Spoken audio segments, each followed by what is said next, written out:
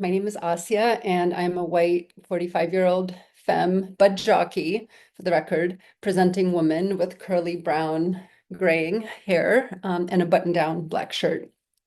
And I'm going to be reading from the opening page of an essay called Shovel People, which will be coming out this fall with Epiphany magazine, which is awesome to work with. Highly recommend submitting there. They're great.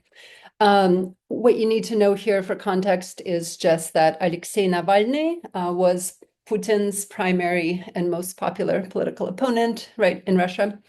Putin had him jailed for good in January 2021 and killed on February 15th or 16th, 2024. And his funeral procession became a kind of protest and one of the biggest demonstrations of its kind in Russia in recent years. Today, a rainy winter Sunday, I'm sitting cross-legged on my bed in Brooklyn, my grandparents' letters spread out around me. Decades of dispatches from their Soviet lives, washed up here like kelp after a storm. Since inheriting the letters after my grandma's death 3 years ago, I've been rereading them obsessively, excessively. Today, I'm distracted, reading and watching live coverage on a loop, an endless parade of people inching up the road to Borisovskaya Cemetery in southeast Moscow. They carry heaps of flowers and bright yellow rubber ducks. I wish I was there with them, in the city where I was born, with the only kind of Russians I seem to like anymore, those who won't be silenced. Today is February 16th, 2025, the one-year anniversary of Alexei Navalny's murder in an Arctic penal colony. The only way I know how to pay my respects is to watch every video I can find from today's procession and from Navalny's funeral last year, when the line to his grave stretched over 3 kilometers long.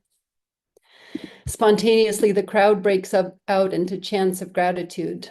Spasiba, spasiba, or hope for the future. Russia will be free. Russia without Putin. I get chills when the chant flickers with anger. Не простим, we won't forgive. Sometimes they just chant, Alexei, Alexei, the word that has come to contain all the other messages. I'm envious of the courage and clarity of Russian dissent. It's February 2025, after all, a month since the inauguration here in the US.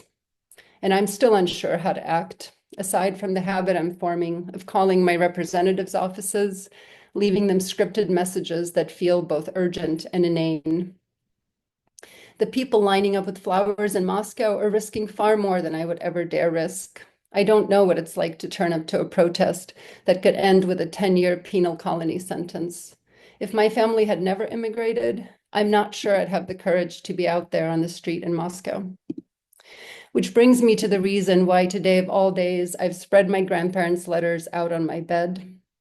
I want their guidance or something like it, some report from what it was like to live under an authoritarian, violent regime and still retain some sense of normalcy, joy, and aliveness. Or else, I want to know, and this is harder to admit, how not to act. I want to face my grandparents' evasions, denials, and avoidances, to see the blind spots they couldn't see, not to judge them, but because we too are neck deep in evasions now, here, in order to live. Thank you.